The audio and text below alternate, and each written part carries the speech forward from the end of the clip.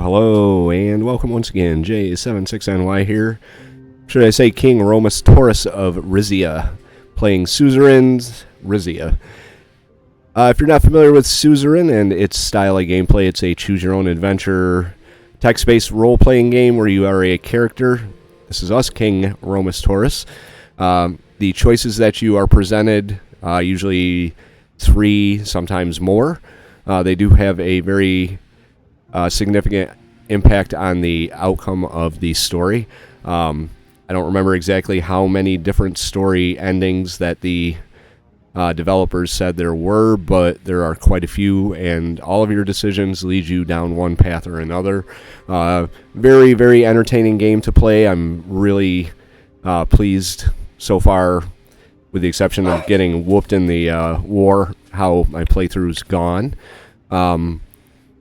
The war is another matter. I'm assuming that we are going to be discussing that with our sister-in-law, Queen Livingston of Rumburg. We were married to her sister, Lena. Unfortunately, Lena, before our story began, died in a boating accident, leaving me a widower. But that means that we have spent the majority of this playthrough on good terms with Rumburg, which is, I guess, a good thing, because they're pretty powerful. So let's get into today's episode and our meeting with Queen Beatrice Livingston of Rumburg. The thump of airplane wheels on asphalt jolted me from my sleep. I was seated in the commercial jet we'd chartered for our royal visit to Thornburg. It had been a long, bumpy ride. Lucida was in the seat next to mine. On seeing I was awake, she squeezed my hand surreptitiously.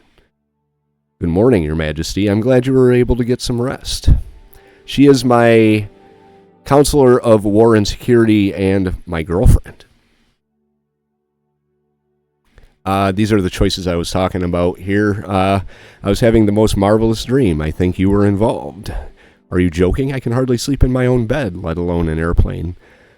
I always sleep well on airplanes. No phone calls or letters, no responsibilities except to get from point A to point B. It wasn't easy. I've been nervous about today's meeting. We will flatter her. How fascinating. I suggest we unpack its meaning in private later. Good choice. 7-6, good choice. I hope the Queen is in a good mood. Rumburg's support could really turn the tide against Palais, which is going to need a lot of work, because the tide is definitely not in our favor. She's family. Family members support each other no matter what. This visit is just a courtesy. We're perfectly capable of defeating Pales on our own. We are not. Mostly due to my mismanagement and early game choices that had us a whole lot weaker than we really needed to be to go into that war. That's what I was talking about again, and your choices do matter. She had better be. I've been bending over backwards for Rumburg since my coronation. If you say so, I've been questioning the value of our so-called alliance. We'll go with that one. Beatrice's only real family in Rizia is Vina, but she does seem to be fond of the princess. Princess is not happy with me right now. The plane's door slid open. An aide informed us that everything had been cleared for our arrival. Thornborough Airport, one of the biggest transportation hubs in Mercopa, had been completely emptied of passengers for our visit. As we descended the airplane stairs onto the tarmac, a horn quartet played a jubilant fanfare. Photographers in a cordoned-off press area eagerly began snapping pictures. A red carpet stretched from the plane to a waiting motorcade. Next to a pair of limousines, Beatrice Livingston and the Rumburg royal family waited to greet us. The Queen's eyes brimmed with sympathy as I approached. She pulled me into an embrace. "My dear, dear brother-in-law, you've gotten yourself into quite a mess, haven't you?" "Nothing Rumburg can't get me out of." Nonsense. Everything in Palais is perfectly under... mess is an understatement. Yes, well, fear not. She abruptly turned and regarded Lucida, who was standing behind me. Duchess Azaro, your reputation precedes you. Lucida performed a graceful curtsy. Pleasure to finally meet you, Your Excellency. I hope you've only heard good things. Her eyes traveled from Lucida to myself and back. She smiled insincerely. Why, yes, of course. Let's not delay. We have a full program of events planned at the Emerald Palace. She cursorily introduced Lucida to King Consort Boris and Prince Bradley. I exchanged greetings with the two men. A chauffeur opened their limousine door and they stepped inside. Queen Beatrice, Lucida, and I were escorted over to a second car. I hope you two don't mind the company. We've had so much to catch up on, I thought we should start right away. It would be an honor to ride with you. Good thinking. You never know who's listening in the palace. I was looking forward to riding in silence. That's very rude. We got into the car and sat facing each other on leather banquets. The engine thrummed to life and we began moving. Let's not beat around the bush. You've come here to ask for help in the war against Palais. You are correct, Your Excellency. Will Rumburg come to our aid? Simply put, we're screwed without you. That'd be convenient for you, wouldn't it? But no, Rizia is well on its way to defeating Palais on its own. In another world, maybe. I do not need Rumburg or anyone's help. Okay. Should I be honest with her? Simply put, we're screwed without you. That's admitting a lot. So we'll go with that one. Naturally, I would love to have a hand in the surrender of that self-styled Duke Reinhardt. The capture of the Aureus gas field would, of course, be a lovely bonus. This war is not about resources, it's about our kingdom's sovereignty. It would, wouldn't it? But let's not get too far ahead of ourselves. It is about resources. Without that gas field, there would be no war. That's like saying... Alright, this is the lost cause thing here. I'm not going to go into any much more detail than that. Let's not get too far ahead of ourselves. We have a war to win first. Lucida smoothly cut in. Our troops in Palais are fully concentrated on winning the war without harming the integrity of the gas field, which is way away from the war zone, so I don't think we have anything to worry about there.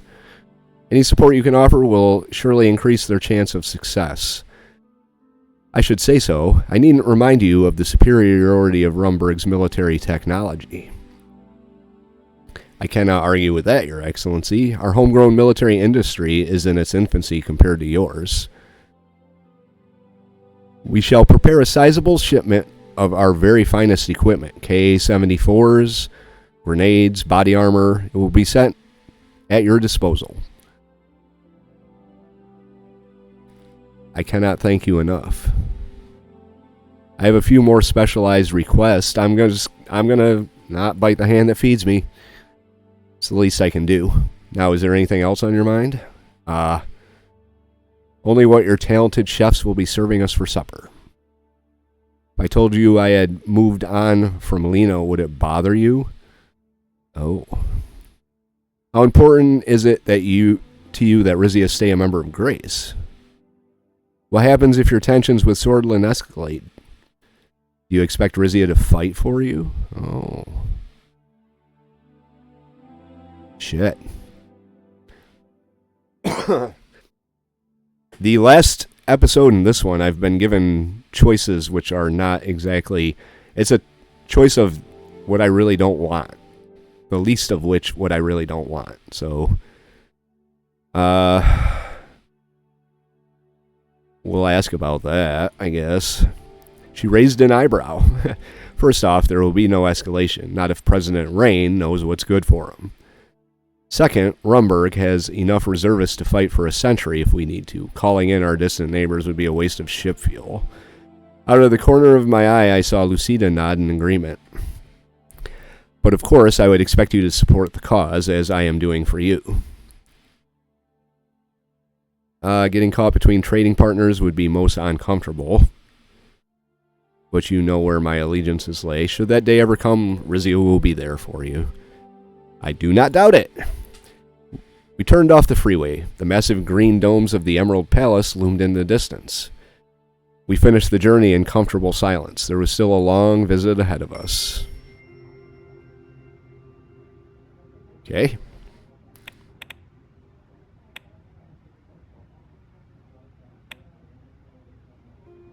Well, we're way over here. Up. Looks like it's time to continue our valiant war effort. Rizia and Rumburg reaffirm alliance. Following successful negotiations between Queen Beatrice and King Romas, both partners have, as expected, agreed on strengthening cooperation between both our kingdoms. Historically, our nations have been tied together, even including a blood tie between our late Queen Lena and our very own Romas. We at the Royal Herald are looking forward to an era of increased cooperation. Our compassionate brethren of Rumburg, led by the great Queen Beatrice, sister-in-law of our very own Romas Taurus, have offered to provide military aid to the Rizian army in their struggle against Palais. Thousands of guns include, how about tanks? Aside from guns, a variety of military supplies in the form of boots, helmets, and grenades are also part of the aid package, as well as munition for Rizian artillery. Okay. Operation Bear Trap begins.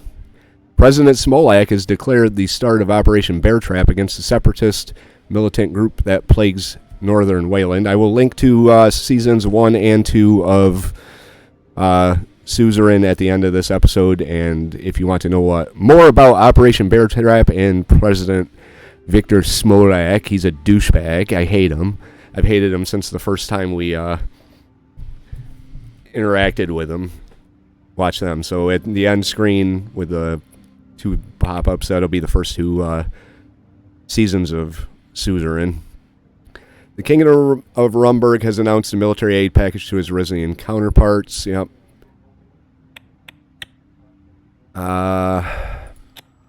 Freedom of press in conflict zones.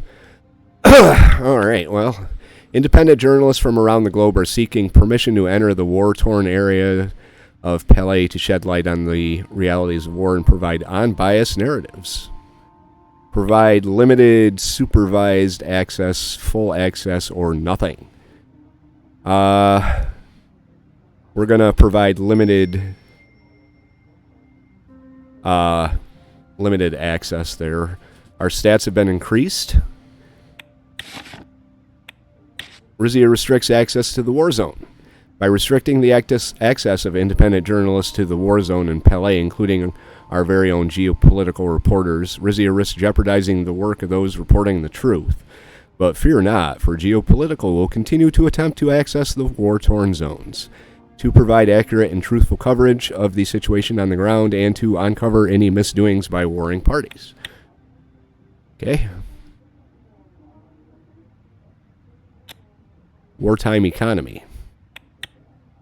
The invasion of Palais has triggered a wave of uncertainty across our country, leading to panic buying on an unprecedented scale.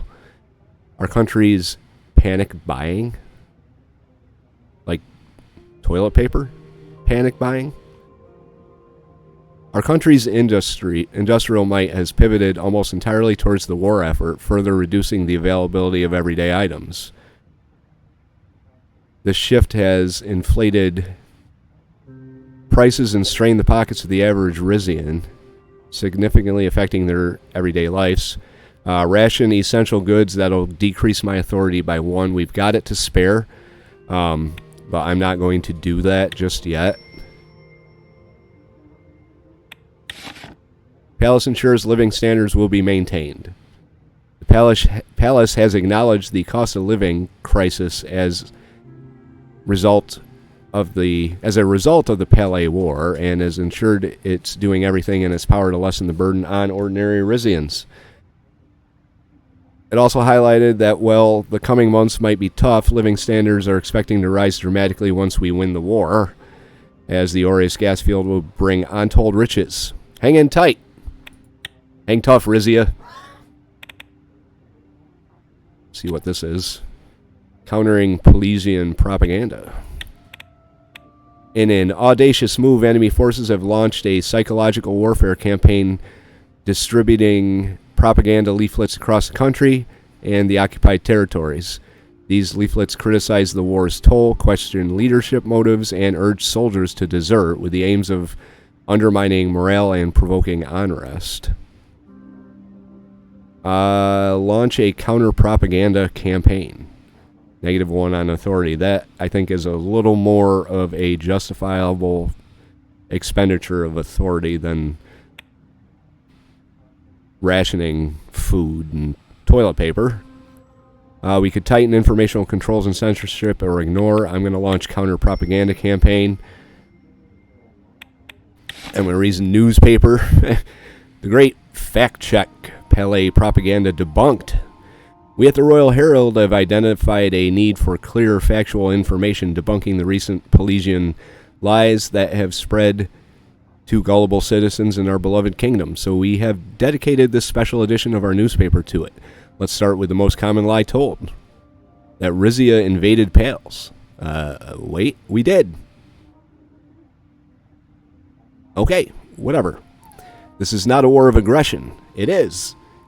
Instead, it is one of self-defense. Palais was threatening the well-being of Rizia's citizens, displaying hostile actions on multiple occasions, and our king... that's kind of true. For more thrilling fact-checking content, continue to page 2. It's a very exciting time to be in Rizia. Dinner with the family. Oh boy. My daughter is not happy with me right now, so this should be interesting. Golden candlesticks stood along the length of the table in the royal dining room. Their flickering light cast a warm glow on my daughter's face, matching the warmth in her eyes. My mother hurried into the room, holding the train of her silk brocade gown. Pavel calmly pulled out her chair. Truly sorry, dears. It took 2 ladies-in-waiting to squeeze me into this old thing. But I wouldn't miss supper for the world. It's been ages since the 3 of us sat around the same table. Even among the myriad demands of war, a king must make time for his family. The 4 of us. Isn't that right, Pavel? See, Pavel's my butler. Pavel's gay.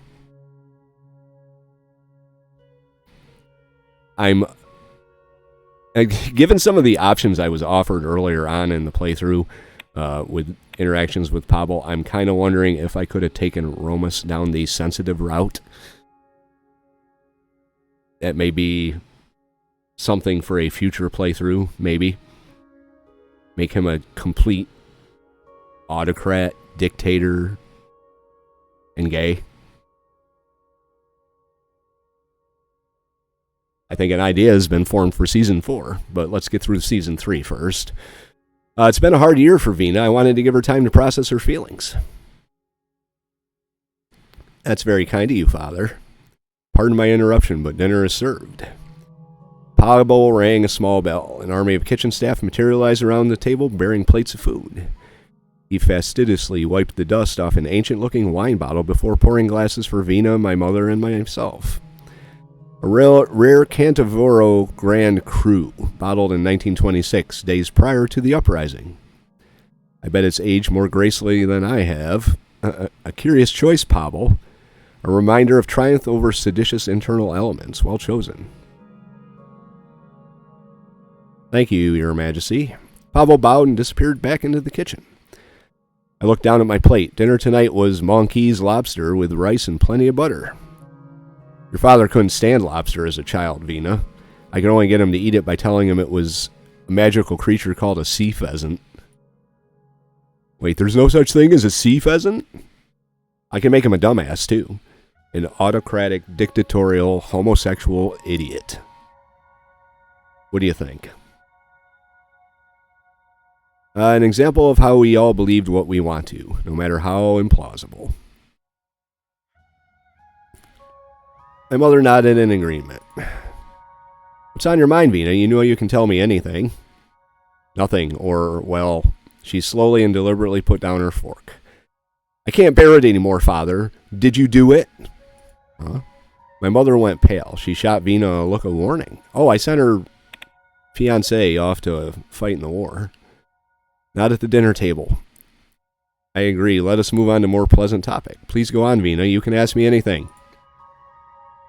My daughter stared at me with hollow eyes. You never liked Manus. It was all a ruse. You sent him to Palais. You knew he would die. He isn't dead yet. And you sent him anyway. Did he die and I didn't know it? Did we miss something?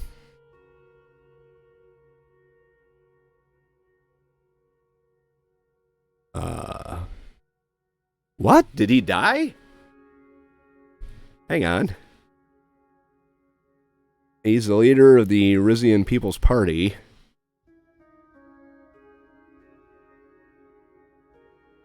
He didn't die. I know I didn't miss anything.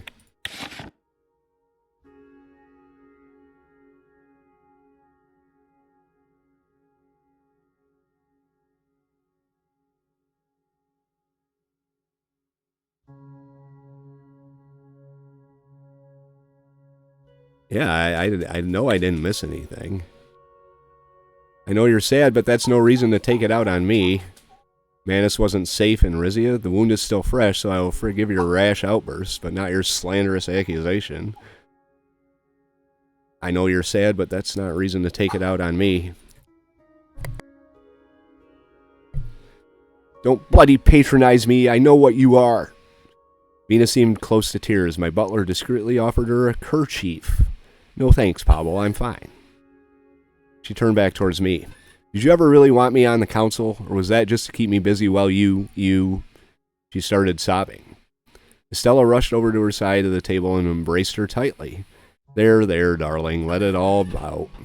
Seems like the end of the world now, I know, but you've got your entire life ahead. But he's not dead. He's not dead. He is not dead. He is not dead.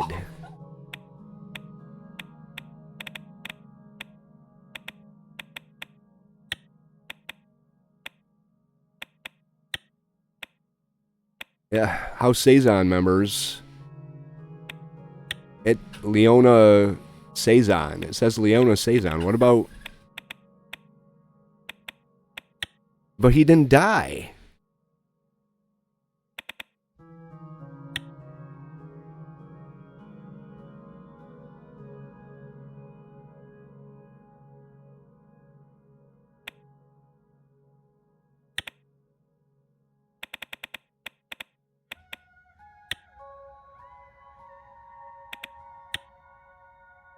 He didn't die. I don't understand what's happening here. You'll fall in love again, and you'll look back on your present self and laugh at what a silly little girl she was, getting so hung up over someone she barely even knew. Vina took a long, shaky breath. I know how much Manus meant to you. I would never do anything to hurt him. Your grandmother's right, Vina. Your heartache will pass. I wish I could give you more time to heal your broken heart, but your kingdom needs you. I know how much Manus meant to you. I would never do anything to hurt him. I know. I'm sorry for my outburst. Is there another marriage candidate you have your eye on? Because I'm fresh out of ideas. Wow. Just like that. You better not go for your cousin. I will not try to talk you into marriage with anyone else. You may determine your own future. I'd never tried talking her into this in the first place. I don't like either one of these options. I don't know what happened to Manus, but... What the fuck? Did he die and I didn't notice? I don't think that's the case. And then I didn't try... Whatever. Thanks. Vina wiped her eyes with her sleeves of her dress, ignoring her grandmother's admonishing looks. As a matter of fact, I've been thinking, my time on the Royal Council has meant so much to me. I know that by all rights I should be taking up the mantle of Duchess of Valencois very soon, but to be honest, I'd rather stay in the capital where the action is. I want you to grant me a proper council role, one beyond that of mere observer. That's a good point about Valencois. I'd reckon you do a better job than our cousin Hubertus, who I've never met, didn't even know he existed. Why, that sounds like a brilliant idea. You're already more than an observer. I've noticed you speaking up more often. She blushed.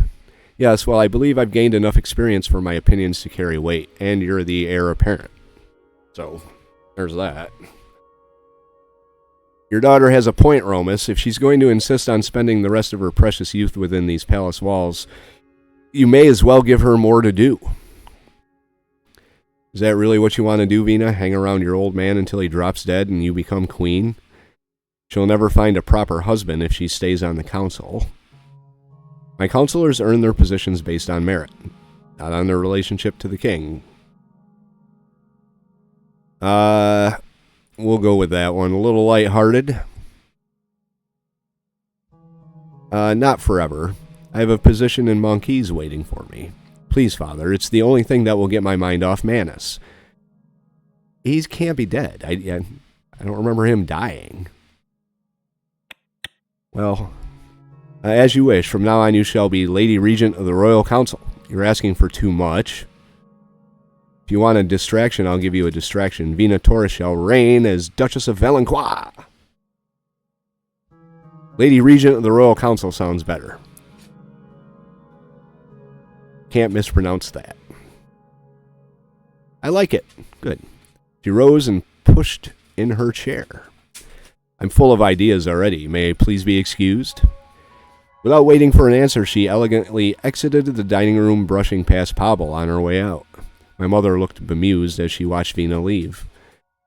One moment she's ready to accuse you of murder. The next she's asking to work more closely with you.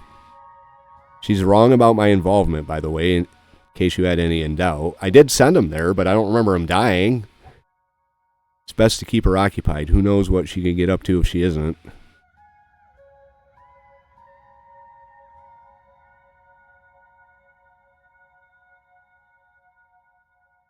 Let's see if this gets me any answers. She raised an eyebrow cryptically. I have no doubts at all. She still looks up to you. That's rare at her age. As for the future of the family line, you should strongly consider a backup plan. We finished our dinner and headed to our separate chambers. I'm not going to let her marry her cousin. I do not care. If it fucks up the family line and ends it, then so be it. But she will not marry Rico the pimp. Absolutely not. Alright, so it looks like we're on to the next chapter. Yep. Leviathan.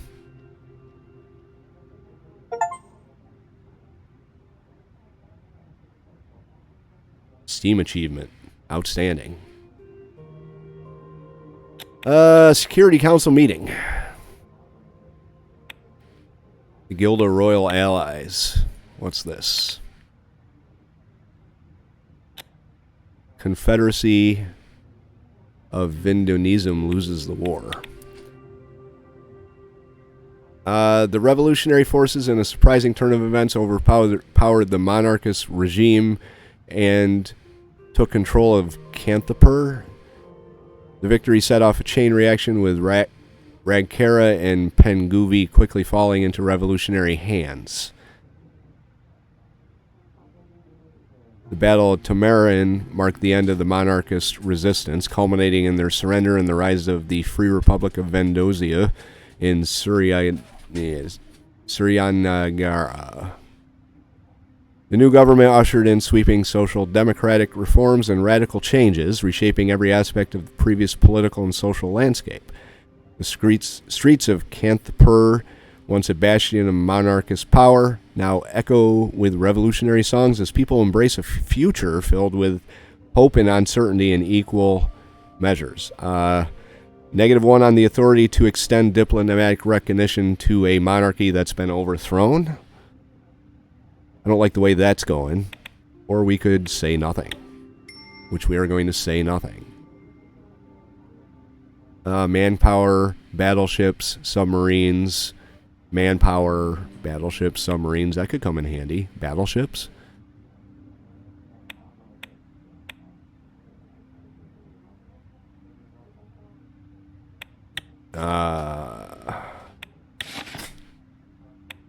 Free Republic of Vendozia proclaimed. Grace country's sanction.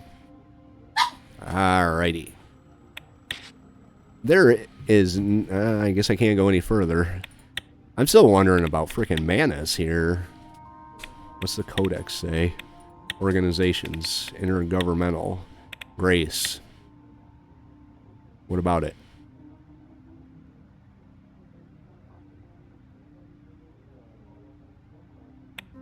Huh. Alright, council meeting.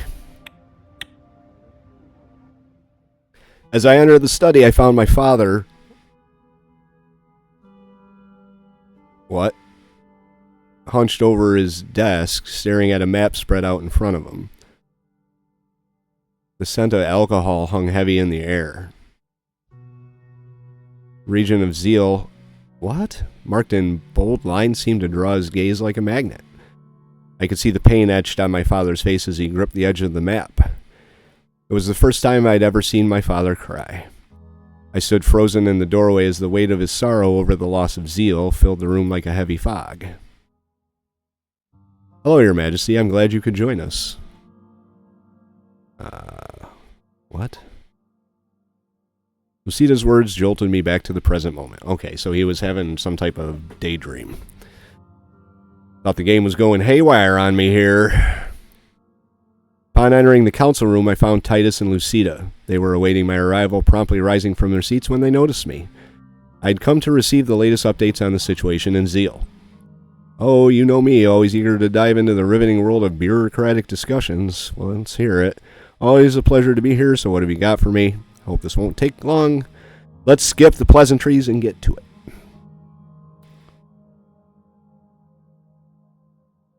As you already know, we're to go over the next updates regarding the transfer of Zille to Rizian governance. But before we do, we should go over our final findings regarding the Friendship Day bombing incident. I've been looking forward to settling this matter once and for all. Final findings. I'm not sure that I like the sound of that. And why do I have a bad feeling about this? So 2 of the three choices are negative.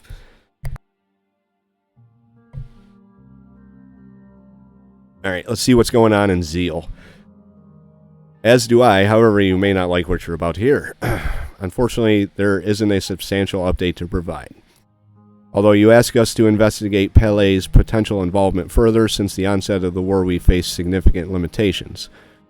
Accessing necessary facilities and conducting interviews in Pele has been challenging due to the heightened security and restricted movement in the region.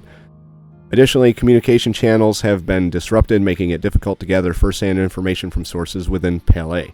I hate to say it, but I'm afraid we hit a dead end. I had hoped for better news, Lucida.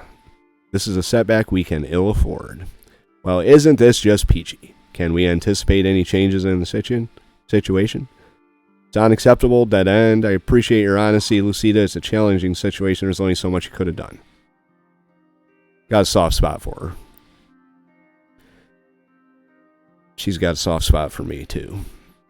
Thank you for understanding, Your Majesty. I wish there was more I could do. Well, if there's nothing left to discuss regarding this matter, I suggest we move on to the issue of Zille's impending reunification. As you're aware, Wayland's 3-year probationary period, as Smollett called it, is coming to an end. That was kind of 3 years. If they uphold our agreement, we could see a peaceful transfer of governance in a few months. If being the key word. I have faith in Wayland's fidelity to their pledge. I don't. Yes, Smolak's track record doesn't inspire much confidence in his commitment to fulfill promises. He's all bark and bite. Well, he delayed the transfer. He wouldn't go so far as completely derail it. Don't you agree?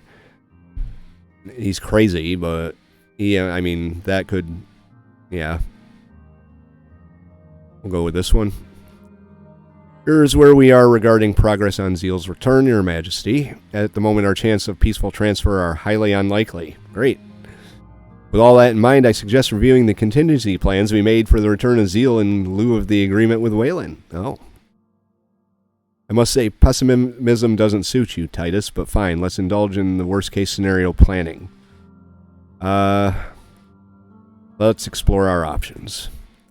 The way I see it, we can either approach this diplomatically or, if necessary, take a more aggressive stance.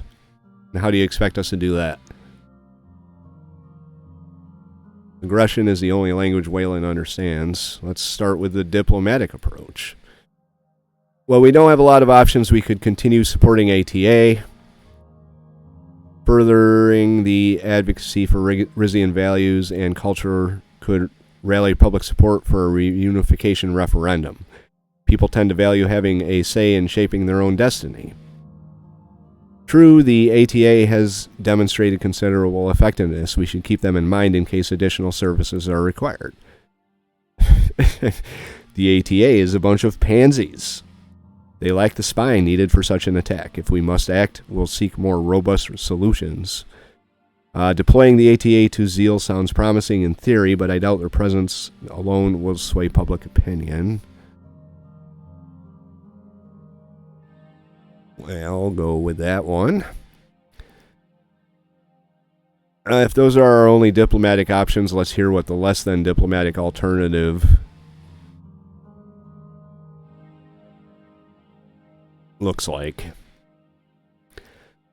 We still have Suomino at our disposal. Further support of their operation could be an effective option. However, the simultaneous operations of the Ariana Taurus Association have become problematic. The ongoing conflict between the two groups may necessitate throwing our complete support behind one faction over the other.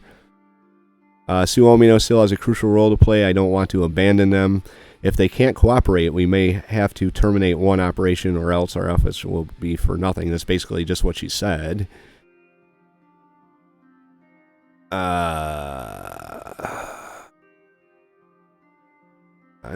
Okay. Yes, without cohesion, our work could be in vain.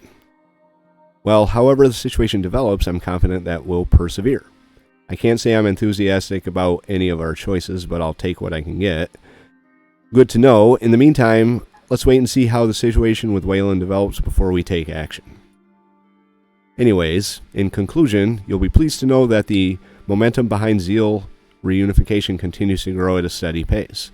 And as for armed resistance movements, it's steadily gaining momentum, albeit at a moderate pace, in support of Rizia's reunification endeavors.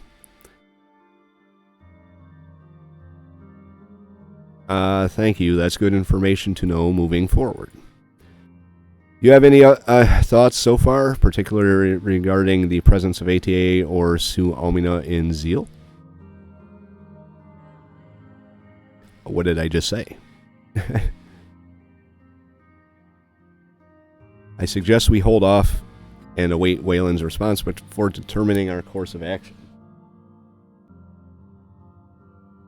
Lucida acknowledged with a simple nod. In any case, you've given me a lot to think about. This whole mess with Zille is truly taxing, so to say the least. Rest assured, we're well equipped to handle the intricacies of the situation. I second Duchess Azaro. I have no doubts we'll find a solution that serves the best interests of Rizia. Titus saw himself out. However, Lucida remained behind.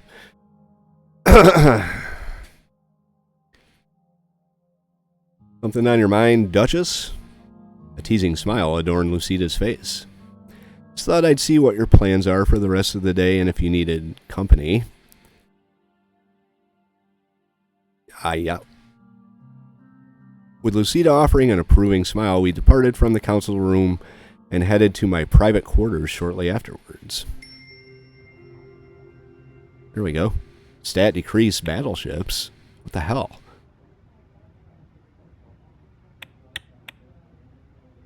We should be training. Not enough resources. With 6 battleships, 4 submarines. Alright, well, what else we have going on here? Conscription and labor shortages. And Operation Golden Shield Phase 3. And some news. Anticipation and anxiety mounts as Zille's transfer of governance nears. With the imminent transfer of governance from Wayland to Rizia slated to occur, anticipation and trepidation over Zille's return mount. Okay. Wonder why we lost a battleship. Still kind of curious about Manus Sazon here. Grace expresses its disapproval of the revolutionary forces' recent victory in Vendanism. This development challenged the traditional monarchist values that Grace staunchly supports. We reaffirm our commitment to monarchist regimes and call for a renewed effort to support and promote these government structure within the international community. Right. Gotcha. All right, so we got this, and then, well, just this. And then we're into phase 3 of the war. We'll do that in the next episode. Anyway, if you like this one, hit the like button. If you have any idea what happened to Mana Saison, please let me know in the comment section down below, along with other thoughts, tips, and advice. If you want to follow along through Rizia and a potential very entertaining Season 4 of Suzerain, hit the subscribe, and we'll pick this up again in the next episode. J76NY saying thank you very much for watching, and have yourself a very good day.